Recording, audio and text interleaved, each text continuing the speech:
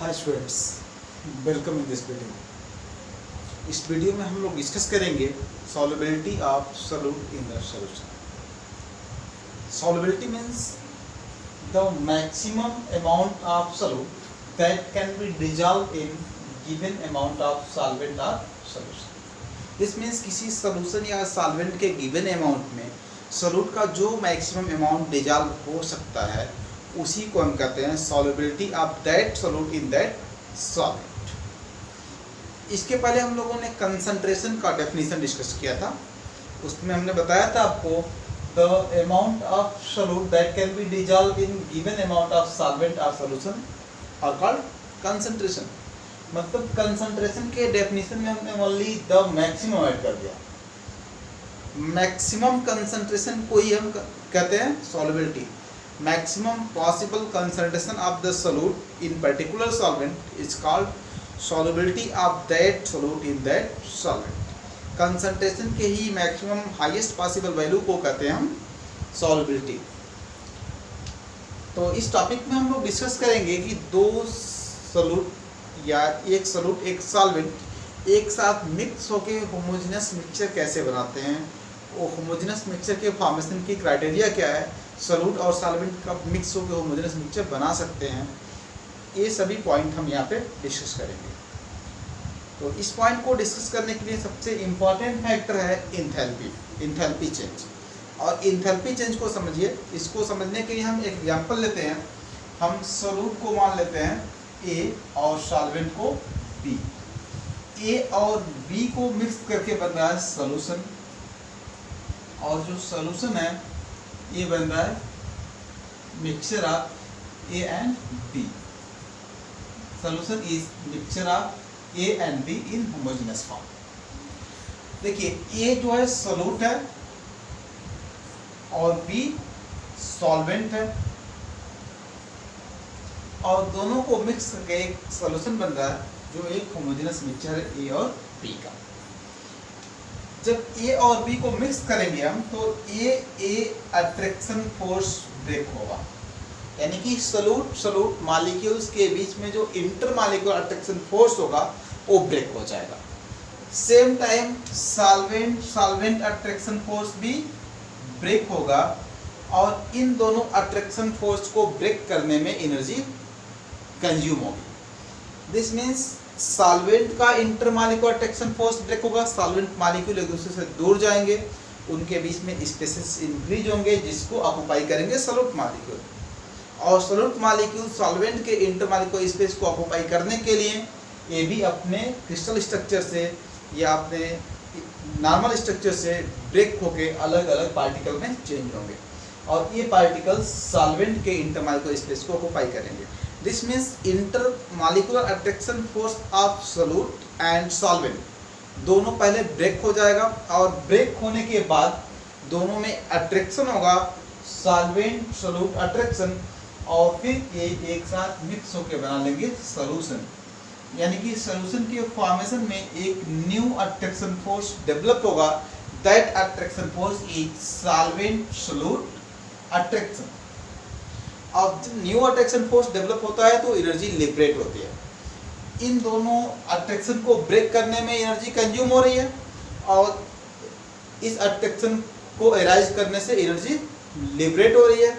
तो जो energy liberate हो रही है अगर उसकी वैल्यू ज़्यादा है, कंज्यूम एनर्जी की वैल्यू कम है, तो ओवरऑल सॉल्यूशन का फॉर्मेशन होगा तो इसमें हो जाएगा इंथैल्पी चेंज निगेटिव, यानी कि हीट लिबरेट होगा, क्योंकि लिबरेटेड हीट ज़्यादा है और रिक्वायर्ड हीट कम है।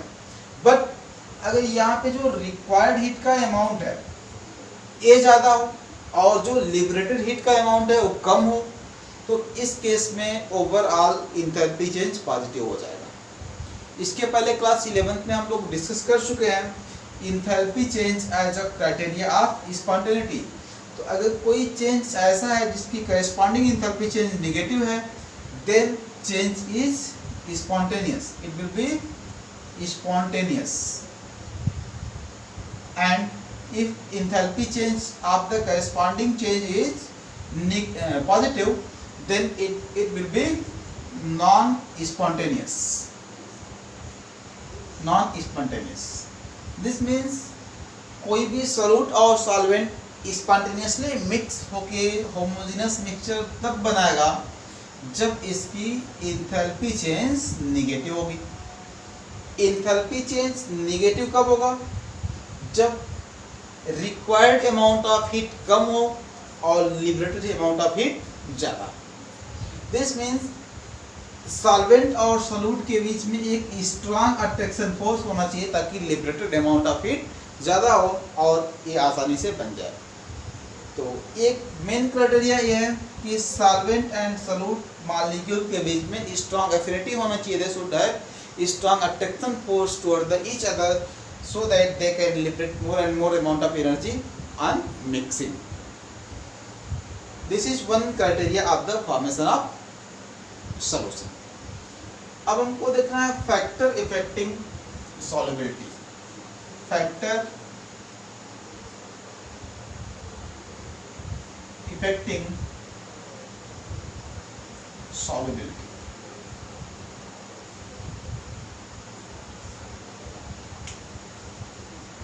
Then first factor is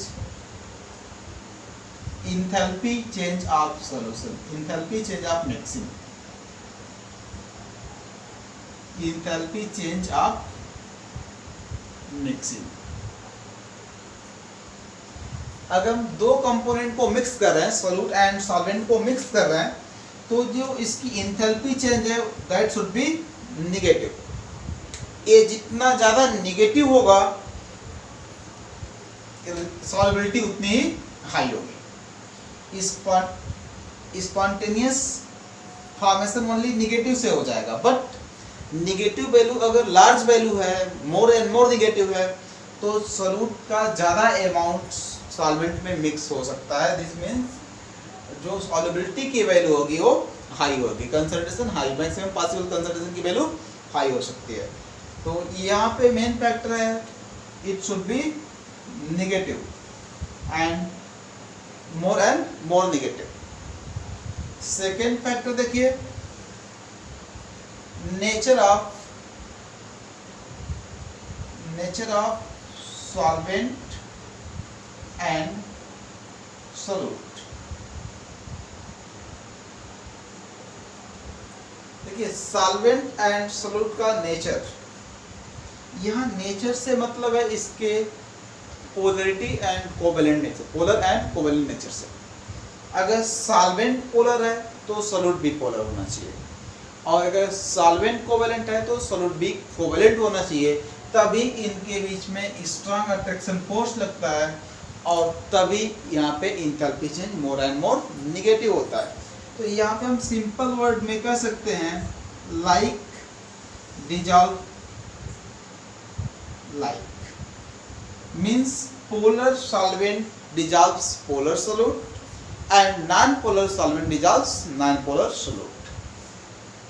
ऐसा क्यों होता है?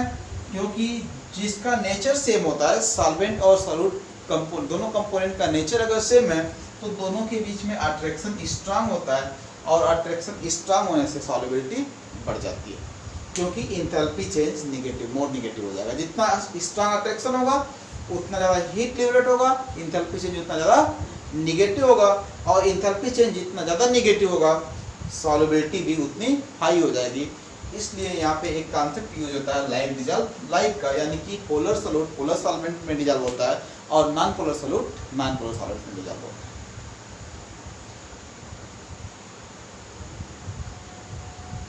अब देखिए यहाँ पे दो और फैक्टर हैं, टेम्परेचर एंड प्रेशर, और इन दोनों फैक्टर का इफेक्ट अलग अलग सॉल्यूट में अलग अलग होता है। जैसे देखिए यहाँ पे हम बात करते हैं टेम्परेचर की। टेम्परेचर, अगर हम टेम्परेचर इंक्रीज करते हैं तो सॉलिड सॉल्यूट की सॉल्युबिलिटी इंक्रीज होती है, सॉलिड का more and more amount dissolve हो सकता है। क्यों होता है इसको भी समझ लीजिए। जैसे जो सॉल्यूट है, अगर ये सॉलिड है तो यहाँ पे इंटरमॉलिक्यूलर अट्रैक्शन फोर्स इसके लैटिस एनर्जी के इक्वल होगी, और अगर इसका टेम्परेचर बढ़ाएंगे तो लैटिस को ब्रेक करना इजी हो जाएगा। दिस मींस इंटरमॉलिक्यूलर अट्रैक्शन को ब्रेक करना इजी हो जाएगा और intermolecular attraction force between solute molecule easily break हो जाएगा और ब्रेक होने के बाद ये सॉल्वेंट में मिक्स हो जाएगा। मतलब जो एनर्जी यहाँ पे रिक्वायर्ड थी सॉल्यूट के इंटरमॉलिक्यूलर अट्रैक्शन फोर्स को ब्रेक करने के लिए, वो एनर्जी हमको हीट से मिल जाएगा टेम्परेचर बढ़ाने पे। तो इसलिए टेम्परेचर बढ़ाने पे solubility of solid in liquid increase होता है। दूसरा फैक्टर देखिए solubility of gas in liquid. अगर सॉल्यूट गैसियस है और उसको लिक्विड में डिजॉल्व कर रहा है तो इस केस में सॉल्युबिलिटी इसकी डिक्रीज हो जाती है। क्यों? क्योंकि जो गैसियस सॉल्यूट है उसका इंटरमॉलिक्यूलर फोर्स ऑफ अट्रैक्शन वैसे ही वीक है। ऑलरेडी वो एक दूसरे से दूर दूर मॉलिक्यूल होते हैं गैस के, काइनेटिक एनर्जी ज़्यादा होता है और इंटरमॉलिक्यूलर अट्रैक्शन फोर्स पुअर होता है, जिसकी वजह से गैस के मॉलिक्यूल एक दूसरे से दूर होते हैं, उनके बीच में अट्रैक्शन फोर्स पुअर होता है। अब अगर इसको हम लिक्विड में मिक्स कर रहे हैं तो ये अट्रैक्ट करके इसको डिजॉल्व कर रहा है, क्योंकि इन दोनों के बीच में अट्रैक्शन कंपैरेटिवली स्ट्रांग है।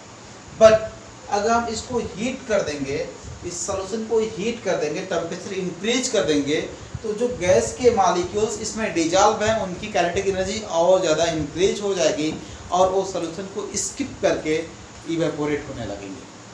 तो यानी कि जो अमाउंट ऑफ गैस डिजॉल्व है उसकी वैल्यू कम होती जाएगी। जो maximum possible concentration of gas होगा वो टेम्परेचर बढ़ाने से घटेगा।